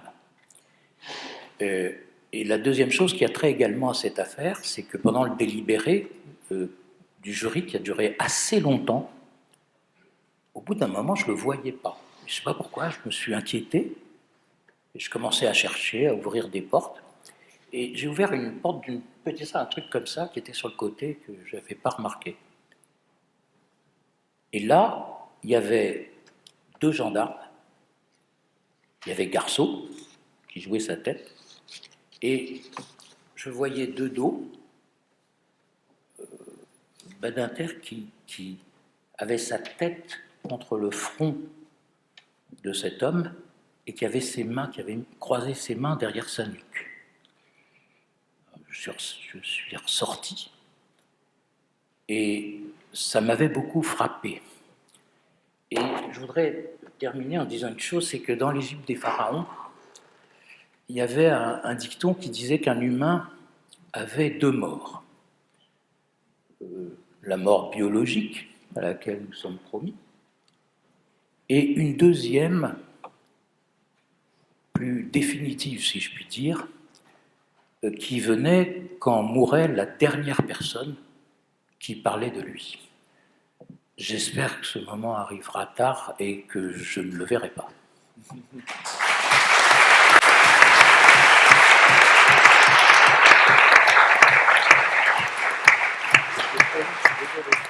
Toutes ces évocations, évidemment, sont précieuses et il y a beaucoup de plus jeunes parmi nous qui n'ont pas forcément connu personnellement. Donc, transmettre aussi ce qu'était le personnage est très important. Et l'une de ses colères, nous avoir fait visionner l'une de ses colères. Il y avait 83 ans, là. Et assez représentative aussi. Je passe tout de suite la parole à nos derniers intervenants de la table ronde qui ont attendu vraiment paisiblement pour nous parler du procès Bousquet. Donc c'est Bernard Le Drezen qui va prendre la parole en premier, haut fonctionnaire, ancien collaborateur de Robert Badinter, puis Sylvie Littenberg qui est historienne, professeure dans cette maison. Et je leur cède tout de suite la parole. François Saint-Pierre a parlé tout à l'heure à propos d'un antisémitisme ordinaire, d'un livre de transmission de la mémoire. Je crois que c'est une façon très juste de définir aussi le procès Bousquet. le procès de René Bousquet, ou comment un ancien secrétaire général de la police du maréchal Pétain, entre le 18 avril 1942 et le 31 décembre 1943, c'est-à-dire au plus noir des années noires, à un moment où nul ne pouvait se tromper sur la nature du régime. C'est la rafle du Veldiv, c'est l'homme de la rafle du Veldiv en juillet 1942, c'est l'homme de la rafle et de la destruction du vieux port de Marseille, qui ont quelque peu été éclipsés de la mémoire collective, mais dont il convient de rappeler qu'elle a eu lieu en janvier 1943. C'est la lutte contre les premiers maquis. Cet homme, donc, a simplement écopé, il faut le rappeler, de 5 années d'indignité nationale, peine dont il a été immédiatement relevé pour service rendu à la résistance. C'était en 1949. Robert Badinter et moi-même avons publié le procès Bousquet en octobre 2022, c'est donc un de ses derniers ouvrages, mais il faut rappeler que le projet a vu le jour de nombreuses années auparavant et qu'il a beaucoup évolué. Alors, pour ce qui est des racines les plus anciennes, je ne répéterai pas ce qui a été évoqué par les intervenants précédents, puisqu'on voit bien qu'il y a là, évidemment, quelque chose de l'ordre de la blessure, y compris intime. Mais pour ce qui est des origines un peu plus récentes, je dirais que le début du projet date de 2010, de l'année 2010. Il m'en a parlé pour la première fois en juin 2010. C'est à ce moment-là qu'il m'a parlé de son projet, de son souhait de traiter de manière approfondie du premier procès de René Bousquet. On parle bien de celui de 1949, puisque de second procès, il n'y eut jamais, du fait de son assassinat en juin 1993 par Christian Didier, un déséquilibré. Le cadre du projet était alors extrêmement circonscrit. Robert Badinter envisageait d'en faire le sujet d'une conférence, de la conférence de clôture qu'il devait prononcer au rendez-vous de l'histoire de Blois, qui ont lieu d'ailleurs ces jours-ci. En qualité de président de l'édition 2010, il devait prononcer la conférence de clôture. Le thème de cette édition était « Faire justice ». Il me paraît évidemment extrêmement significatif que Robert Badinter ait choisi d'illustrer ce thème par un procès qui, à ses yeux, était l'exact inverse d'une justice correctement rendue, évidemment. Je rappelle à cet égard ce qu'il écrit à propos du procès dans sa préface de 2022. Il advient que l'institution judiciaire fabrique des coupables à partir d'innocents, l'affaire Dreyfus en est l'exemple, mais fabriquer un innocent à partir d'un coupable est plus rare encore. J'ai la conviction que ce choix s'explique par le fait que la figure de Bousquet le hantait depuis longtemps, bien sûr, pour des raisons qui tiennent à son histoire familiale, je crois que Sylvie Lindeberg en parlera un petit peu, mais aussi à son histoire personnelle. Et là, je pense évidemment à la manière dont l'histoire percuta sa propre vie en 1994, avec la révélation des liens d'amitié qui avaient uni Bousquet et François Mitterrand, sujet qu'il ne faut pas occulter. J'y reviendrai. Nous sommes donc en 2010, avec son enthousiasme et son énergie habituelle et communicatif, il a immédiatement entrepris d'aller à la source, c'est-à-dire aux archives nationales. Nous nous sommes donc rendus rue des Francs-Bourgeois, puisque les archives n'avaient pas encore déménagé, où nous avons compulsé le dossier d'instruction de l'affaire Bousquet, mais aussi les archives de la Direction des affaires criminelles et des grâces du ministère de la Justice pour les années couvrant l'instruction, c'est-à-dire 1945-1948, ainsi que les cabinets des gardes des Sceaux des mêmes années. Robert Badinter, conscient de l'ampleur de la tâche, envisageait à l'époque de se concentrer sur la partie concernant les crimes antisémites, la persécution antisémite. À la même époque, nous avons aussi rencontré Pascal Froment, auteur d'une biographie qui fait toujours référence sur la figure de Bousquet, paru à la toute fin de 1994, c'est-à-dire la même année que le fameux ouvrage de Pierre Péan, Une jeunesse française, qui avait révélé au grand public, car la rumeur courait dans les salons parisiens et dans les cercles politiques, concernant le passé vichysois de François Mitterrand.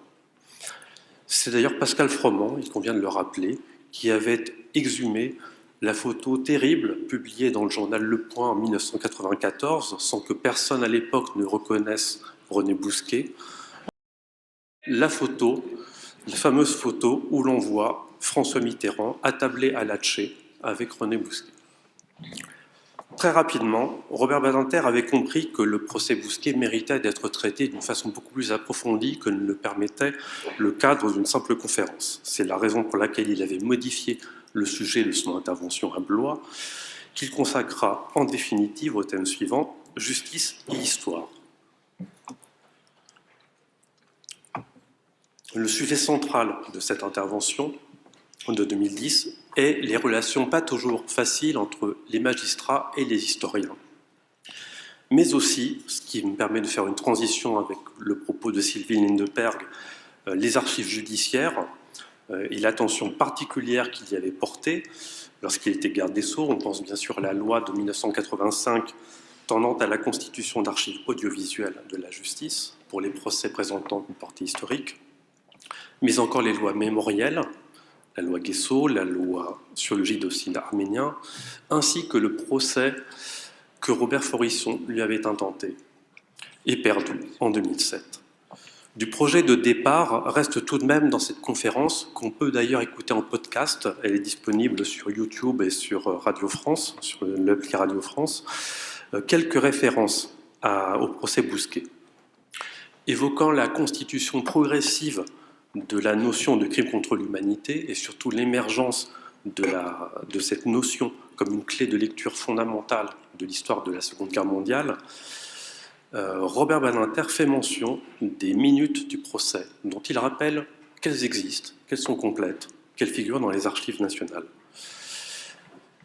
Il se fait l'écho du verdict de 1949, qui a donc été un quasi-acquittement de René Bousquet, et ce, malgré le fait, dit-il, que la rafle du Veldiv a été mentionnée à l'audience pendant 1h15, dit-il, les explications de Bousquet comptant pour près de 50 minutes sur le total.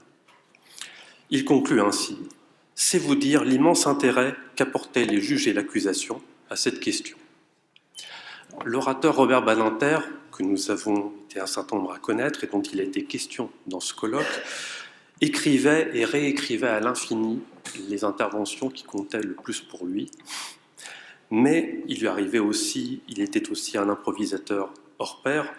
En l'occurrence, il commet une petite erreur, puisque dans les minutes du procès Bousquet, il n'a pas été question une seule seconde du Veldiv. Il est question des persécutions antisémites, de manière générale, et effectivement, Bousquet a la parole pendant quasiment la totalité de la séquence, sans que cela suscite aucune question du procureur général ni d'aucun juré.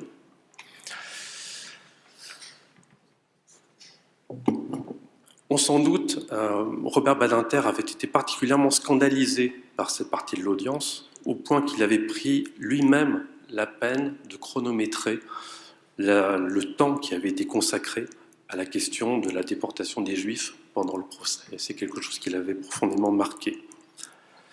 Face à ce constat réitéré d'un véritable déni de justice, naît ainsi dès 2010 le projet d'un ouvrage consacré au procès et qui se proposait d'analyser en détail l'instruction, l'audience, la procédure. Robert Badinter et moi-même y avons travaillé de manière intermittente entre 2010 et 2013, mais il tenait tant au projet que celui-ci est tout de même allé assez loin, puisqu'il a élaboré un projet de plan dans le courant de l'année 2013, et fait assez rare pour lui, il avait même fait établir un contrat d'édition pour le projet. Cela dit, une difficulté majeure s'est présentée à nous, une difficulté qui explique que le projet se soit enlisé avant d'être enterré, en tout cas sous cette forme. De ce premier projet subsistent néanmoins quelques 70 pages inédites qui figureront, qui seront peut-être versées un jour aux archives nationales.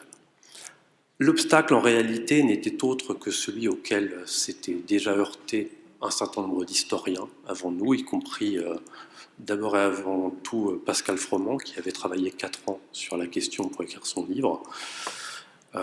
C'est une question cruciale. Comment expliquer cette défaite de la justice, selon l'expression de Robert Badinter dans sa préface? À ce jour, nous, ni personne, n'avons trouvé la clé de cette énigme. Une chose est certaine, manipulation, il y a eu, très clairement. Robert Badinter avait coutume de parler d'escamotage à propos du procès Bousquet. C'est bien de cela qu'il s'agit. La chose apparaît d'une évidence aveuglante quand on lit le dossier d'instruction. La question est seulement, si je puis dire, de savoir qui a opéré cet escamotage et comment. Le pourquoi, quant à lui, ne faisant guère de doute, il s'agissait évidemment de sauver la peau de René Bousquet. On a pu lire ici ou là que la Haute Cour de 1949 n'avait pas travaillé correctement. Je pense qu'il faut s'inscrire en faux par rapport à cette affirmation. L'analyse du dossier d'instruction prouve plutôt le contraire. L'instruction a duré près de 4 ans. Le magistrat instructeur, M. Charles Mitton, qui arrivait alors au terme d'une longue carrière qui n'avait pas même d'ailleurs été suspendue pendant le régime de Vichy, qu'on vient de le souligner. Le magistrat instructeur n'était certes pas très pugnace lors de ses interrogatoires, ni très rapide, mais il avait tout de même entendu Bousquet à 73 reprises, signer de nombreuses commissions rogatoires qui avaient produit des milliers de pages de documents qui contenaient, il faut le souligner, suffisamment d'éléments susceptibles d'entraîner la condamnation de René Bousquet. Que s'est-il donc passé? Une chose est sûre, le contenu de ce que l'on appelle le dossier administratif, c'est-à-dire le dossier ouvert à la direction des affaires criminelles et des grâces, qui contient toutes les correspondances, notes et pièces diverses concernant les affaires importantes, notamment celles qui sont suivies par le cabinet du ministre. Ce dossier administratif, donc, a disparu. Il existe, nous l'avons trouvé, mais il ne reste plus que la chemise vide. Si la chemise est vide, c'est qu'elle a été vidée. Si elle est vidée, on peut raisonnablement penser qu'elle contenait des documents dont quelqu'un ou quelques-uns ont jugé qu'il était opportun de les faire disparaître. 2 questions se posent donc. Qui les a fait disparaître et quand? À ces questions, hélas, nous n'avons pas été en mesure de répondre. Du reste, ce n'est pas la seule anomalie. Un certain nombre d'attestations de bons et loyaux services rendus par Bousquet pendant la guerre, ou encore de lettres de remerciement adressées aux mêmes, avaient été versés au dossier d'instruction. Ces documents ont été évoqués à l'audience. Or, fait absolument exceptionnel, ils ont été récupérés par la défense à l'issue du procès. Une note manuscrite en témoigne dans le dossier. Cela s'appelle distraire des pièces d'un dossier judiciaire. Cela montre qu'à tout le moins, Bousquet ou ses avocats avaient des amis au greffe de la Haute Cour. Pour le reste, force est de constater la différence abyssale qu'il y a entre le contenu du dossier et le verdict rendu par la Haute Cour. On pouvait craindre que les policiers chargés d'exécuter les commissions rogatoires n'effectuent pas leur travail correctement. Or, il n'en est rien. À cet égard, comme je l'ai dit précédemment, le dossier est très riche et complet. L'attitude du procureur, en revanche, interroge davantage. Elle est extrêmement complaisante. Sont ainsi évacués, dès la fin de l'instruction, les chefs d'accusation les plus importants, c'est-à-dire l'intelligence avec l'ennemi et l'atteinte à la sûreté intérieure et extérieure. Ne restait plus à l'audience qu'à examiner 2 chefs d'inculpation, à savoir l'indignité nationale, mais qui découlait automatiquement des fonctions que René Bousquet avait exercées, quelle que soit, si je puis dire, la manière dont il les avait exercées, et des actes de nature à nuire à la défense nationale. C'est là que résulte le véritable escamotage. Et cet escamotage résulte d'un acte de procédure réalisé en amont de l'audience, qui est au premier chef de la responsabilité du procureur général, auteur du réquisitoire définitif devenu acte d'accusation. Plusieurs questions se posent. Y a-t-il eu des instructions politiques émanant d'un ou plusieurs des gardes des Sceaux de l'époque? En particulier ceux qui se sont succédés pendant l'instruction, notamment au moment du règlement du dossier, c'est-à-dire dans les années en 1947-1948. À cet égard, les regards pourraient se porter sur un homme politique qui a été quelque peu oublié, André Marie, pour lequel Robert Badinter, je dois le dire, n'avait pas une très haute considération. Pour autant, il n'y a pas de preuves. André Marie avait été résistant pendant la guerre. Bousquet aurait pu lui rendre des services, comme il l'avait fait pour bon nombre de personnes, car mieux que quiconque, il savait garder en permanence plusieurs fers au feu. D'une façon générale, le fait est documenté par ses biographes. Bousquet a mobilisé en sa faveur tout au long de la procédure, ainsi que pendant le procès, le dense réseau de ses amis et obligés qui ont écrit, parlé, qui sont intervenus en sa faveur tout au long de l'instruction. Il a eu aussi l'habileté de jouer la montre, car si bien que le contexte de 1945, qui avait vu l'exécution de Pierre Laval et de quelques autres, l'emprisonnement de plus nombreux encore, n'était plus du tout le même que celui de 1949. En particulier, en 1949, en ce début de guerre froide, le jury d'audience, qui était composé de parlementaires, car nous étions en haute cour de justice, le jury d'audience ne comportait plus aucun juré communiste. Un autre élément mérite d'être souligné, même si je n'entends évidemment pas verser dans la thèse du complot maçonnique qui était si en vogue à la période où Bousquet était aux responsabilités, mais la question de l'intervention de francs-maçons influents mérite d'être posée. D'ailleurs, Robert Badinter la pose dans sa préface sans y répondre. Force est de constater que Bousquet, selon toute vraisemblance, n'était pas franc-maçon, mais il était proche des milieux radicaux socialistes du Sud-Ouest, dont les liens avec la franc-maçonnerie sont bien connus. Jean Bellay, député du Tarn-et-Garonne, puissant patron de la Dépêche du Midi, était maçon. C'était un ami de Bousquet. Il était membre du jury.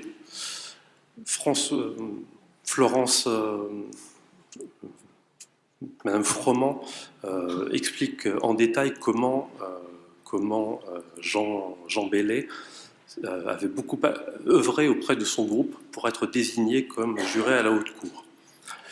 Le procureur lui-même, Fred Danicourt, était franc-maçon. Il avait été révoqué par Vichy à ce titre. Le magistrat instructeur, lui aussi, était franc-maçon.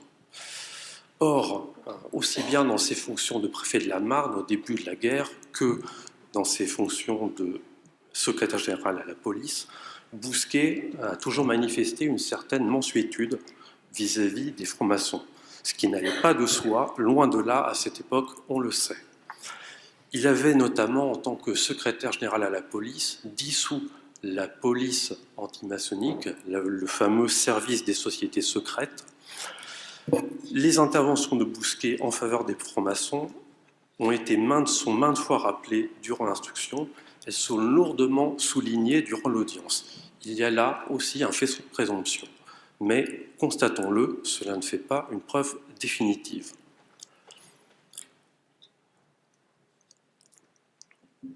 S'agissant des interventions politiques éventuelles, une chose est sûre, elle l'était aux yeux de Robert Badinter, elle l'est tout autant aux miens.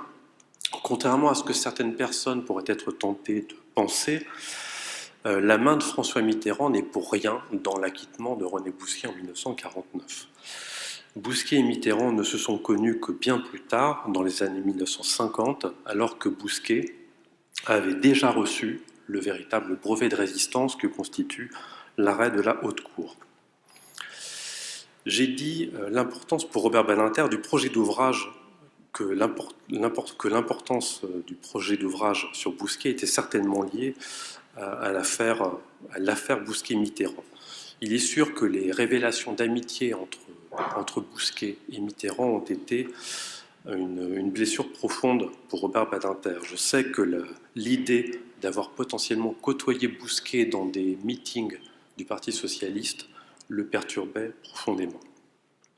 À cet égard, la genèse de l'avant-propos du livre, la genèse au sens de critique génétique, me semble révélatrice. La première phrase de ce texte inédit, c'est la seule référence que je me permettrai à ce document de travail, est la suivante. Ce livre est né d'une interrogation douloureuse. Robert Badinter ne précise pas tout de suite clairement quelle est cette interrogation, mais il enchaîne immédiatement avec le récit de la fameuse cérémonie de juillet 1992 dont il a été question. C'est le fameux « vous m'avez fait honte » de la commémoration pendant laquelle François Mitterrand avait été hué. Il convient d'ailleurs de rappeler qu'à cette date, on en a dit un mot tout à l'heure, la réaction de la foule était motivée certes parce que l'on savait plus ou moins de son passé vichiste, mais je rappelle que nous étions alors avant la publication d'une jeunesse française, le livre de Pierre Péan, et avant la révélation des photos de Bousquet et de Mitterrand. Mais elle s'expliquait aussi en partie par la politique arabe de Mitterrand, qui était jugée trop favorable aux Palestiniens. Pour conclure, de l'incertitude que je viens d'évoquer quant au ressort profond de l'escamotage de 1949 a découlé l'enlisement du projet de livre. Pour autant, Robert Badinter n'a jamais abandonné le projet. Comme je l'ai dit, ça a commencé en 2010. En 2015, il continuait encore à y travailler. Il avait déjà rédigé les 70 pages que j'ai évoquées. Il faut dire que, comme à son habitude, il travaillait en parallèle sur énormément de projets. 2015, c'est aussi l'année du travail et la loi, et de la commission qui a suivi, la commission dite Badinter sur la réforme du Code du travail, que le Premier ministre Manuel Valls lui avait confiée. Durant l'année 2016, il travaille encore au projet. Ensuite, ce sont d'autres projets littéraires qui prennent le pas sur le projet Bousquet sans que celui-ci disparaisse totalement. On connaît la chronologie. En 2017-2018, il travaille sur I10, qui est certainement un de ses plus beaux livres. Vient ensuite une première résurgence du projet Bousquet, ne pouvant le concrétiser de façon convaincante sous la forme d'un essai historique. Il a écrit une pièce de théâtre, Cellule 107, publiée en 2021, dans laquelle il reconstitue la conversation qui eut réellement lieu entre Bousquet et Laval à la prison de Fresnes dans la nuit du 14 au 15 octobre 1945, puisque Bousquet était lui aussi détenu à Fresnes, quelques heures avant la tentative de suicide de Laval, puis son exécution. Dans cette pièce de théâtre, on retrouve de nombreux éléments qui figuraient dans le premier jet du livre sur Bousquet, ainsi que dans la préface de 2022. Nous en arrivons donc au projet qui s'est concrétisé en 2022. Faute de mieux, on l'aura compris, Robert Badinter a décidé de publier l'intégralité des minutes du procès. Il s'agit clairement d'un repli par rapport à l'ambition initiale. Malgré tout, le livre revêt une importance que ne laisse pas deviner le fait que n'en subsiste finalement de sa main que l'avant-propos. C'est un projet auquel il aura consacré beaucoup de temps, beaucoup d'énergie, pendant quasiment 12 ans.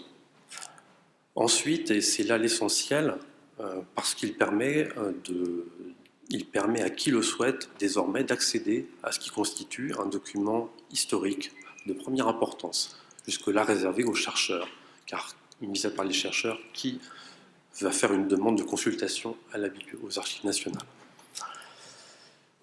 Surtout, il donne à lire ce texte dans une version lisible, car, comme il est d'usage dans les procès français, la procédure est orale.